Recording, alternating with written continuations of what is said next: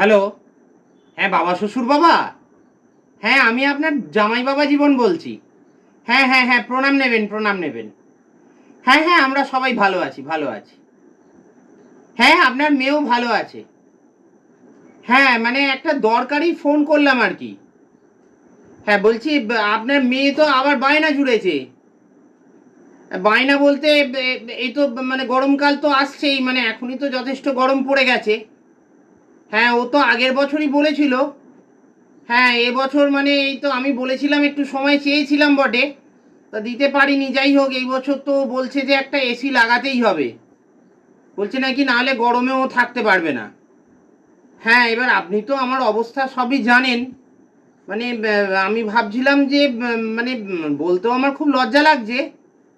মানে আমি আপনার থেকে কিন্তু ডিরেক্ট চাইছি না, বুঝলেন তো?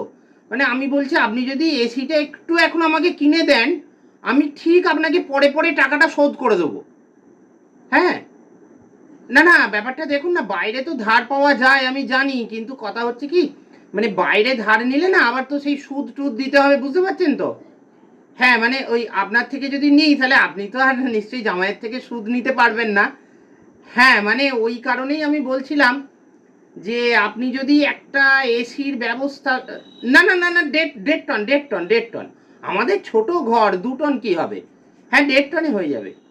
না, আপনার তো অত বড় ডাইনিংটা রয়েছে, ওই জন্য ডাইনিংয়ে আপনি একটা ২ টনের লাগিয়েছেন। ঘরগুলোতে তো আপনাদেরও বোধহয় ১.৫ টন করেই। হ্যাঁ।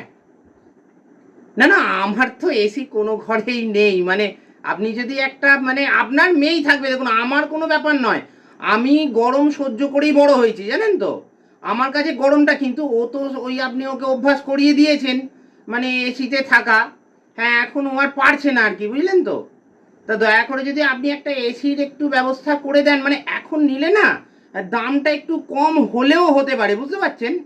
হ্যাঁ, কিন্তু পরের দিকে দামটা আরো বাড়বে, মানে গরম যত বাড়বে দামটাও বাড়বে। তাই আমি বলছিলাম, আপনি যদি সপ্তাহখানেকের মধ্যে একটা এসি একটু বুক করে দিতেন।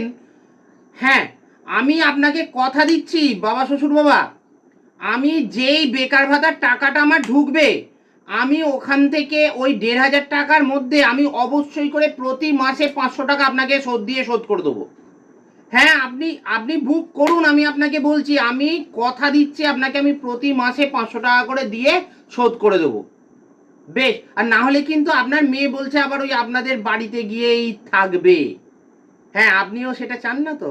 হ্যাঁ, সেই মানে ঝামেলা আমার ঘাড়েই থাক। তাহলে আপনি ওই এসিটা একটু বুক করে দেবেন। বেশ। আচ্ছা, রাখলাম। প্রণাম নেবেন।